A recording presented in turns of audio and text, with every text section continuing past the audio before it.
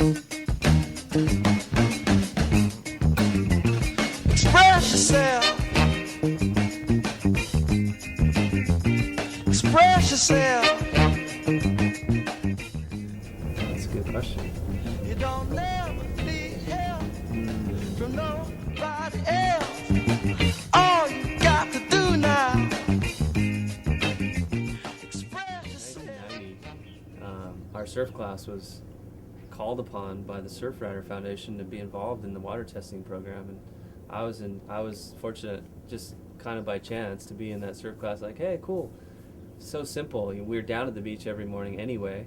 We were going surfing every morning, and it was like, take this little bottle and just walk out and give us a sample and do it periodically throughout the course of the year, and we'll monitor the water conditions, and that led to, 15, 20 years later, a legitimate study. I mean, not even that long. I mean, you do it for a couple years and you have something that you can say, hey, look, when it rains, there is a decline of sanitary, water levels. Like, it is not good to go surfing, because we surf right at the mouth of this lagoon.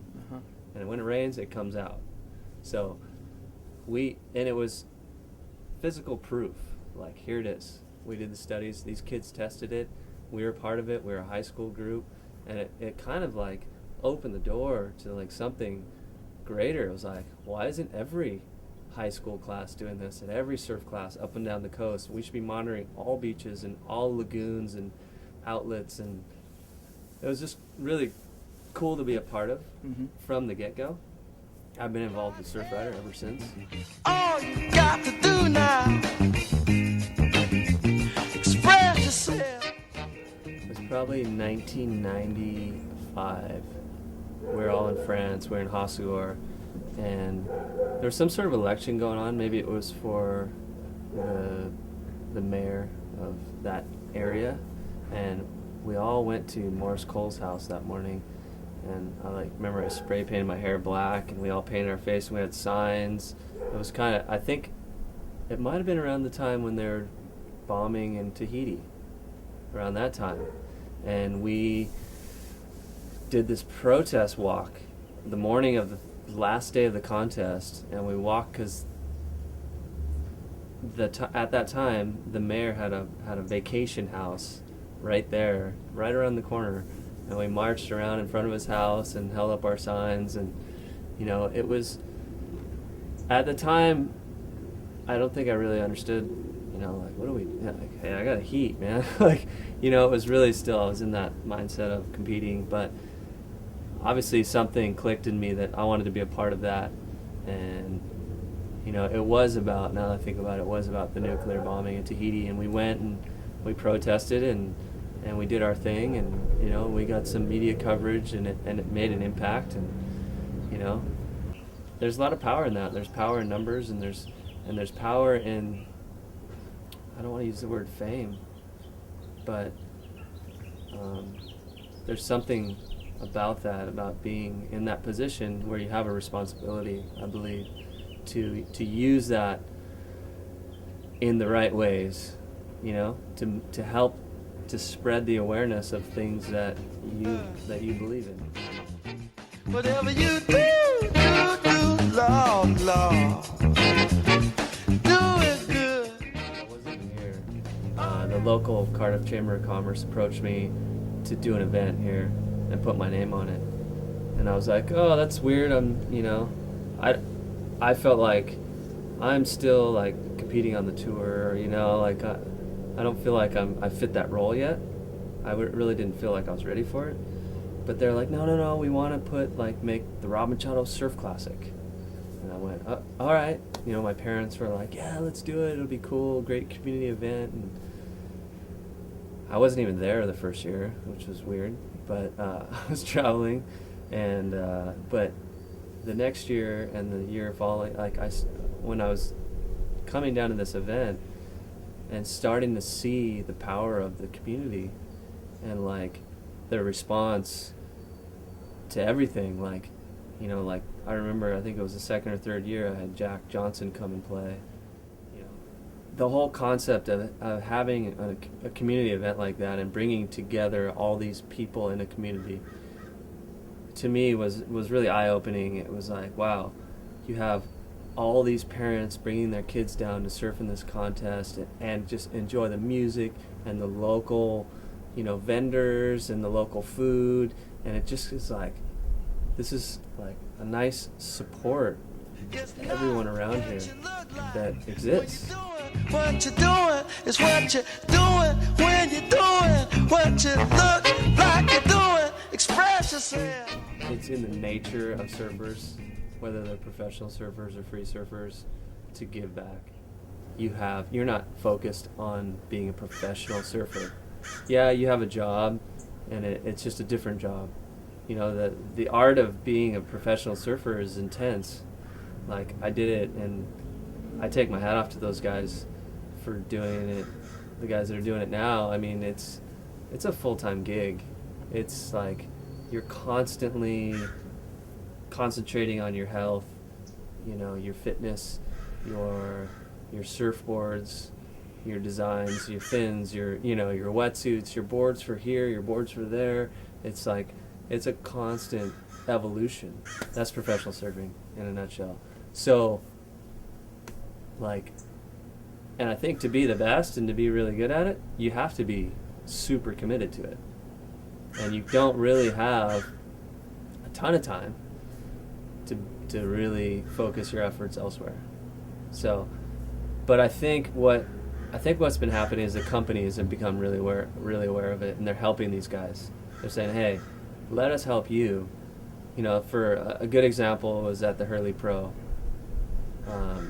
We decided to make it a plastic-free event. We said, hey, no more plastic bottles. They're not even allowed on the beach. No vendors can bring them down. No one can sell them. We're going to bring, 5-gallon water, water machines down, and there's plenty of them all around the contest area for the public, for whoever, but you have to bring or purchase a water bottle. And if you purchase a water bottle, you can fill it up for free, or you bring one down. It's like, and it was extremely successful.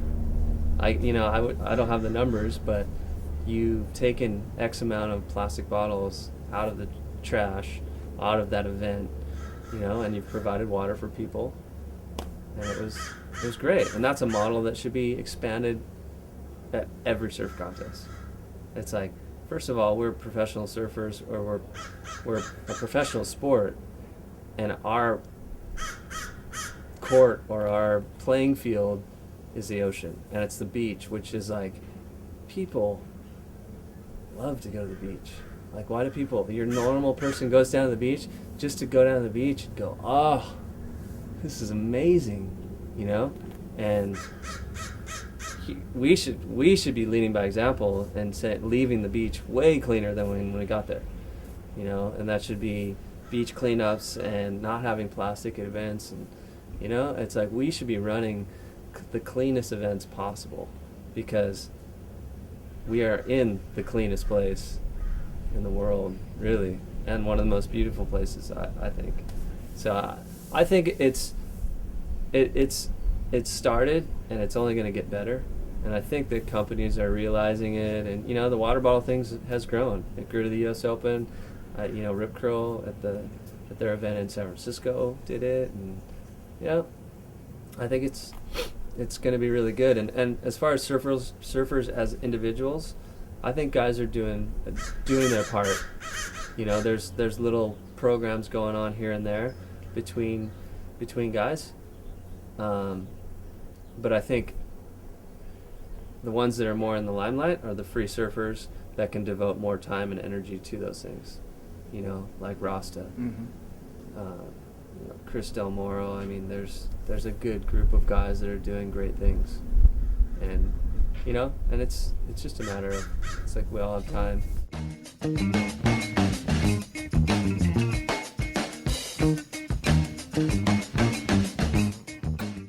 John Rose from Waves for Water, forgot to mention him. I did a trip to Haiti with him, and crazy inspiring, what he's doing, and so simple. Like I keep a little stack of water filters with me, throw them in my bag. Sometimes you don't need them. Sometimes, you know, they're going to come in really handy.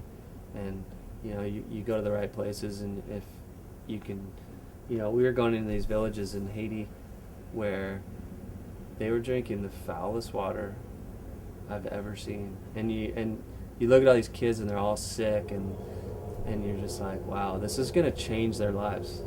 You know, 10 of these water filters is absolutely going to change their existence.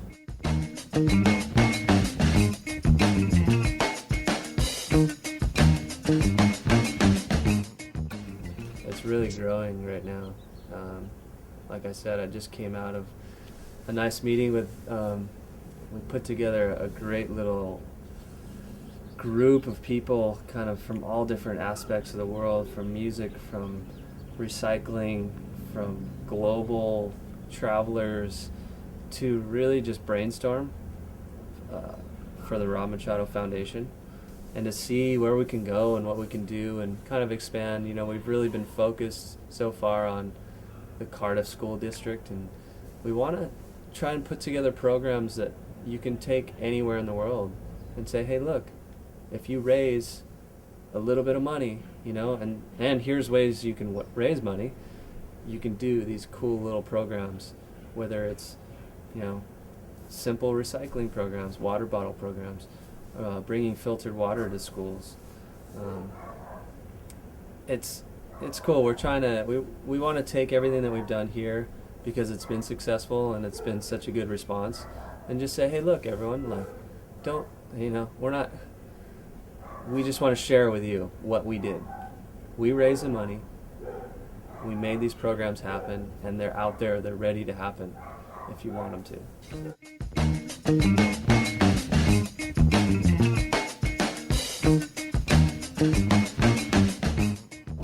I'm pretty excited. The next couple of years, I'm about to embark on kind of I don't really know how to say it yet. It's still being kind of put together, but I mean, the whole gist of it, it's really neat. I mean, it's kind of everything we talked about. It's about me being able to travel. I'm going to go to specific places. We kind of have it mapped out at certain times of the year where it's optimum for surf, because that is part of it, is to go surfing. But there's a whole nother side of it, and it's connecting with people, and it's connecting with environmental issues in those areas and finding ways to help.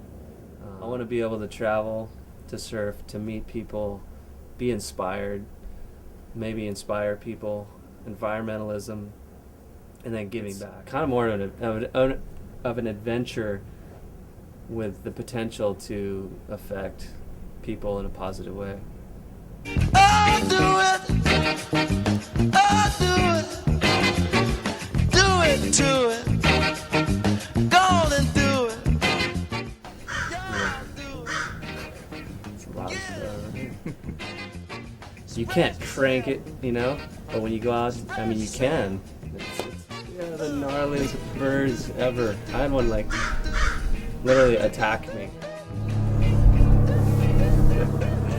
We got it all going on, yeah. Right? This thing flew in and tried to, like, grab something out of my cereal bowl. Wow. Like, they're both just sitting there. And there's another one way off in the distance. Yeah. He's like, hey, over here. There's a camera. They have a microphone. What the heck was that? We have the loudest squawk ever. Yep, thank you.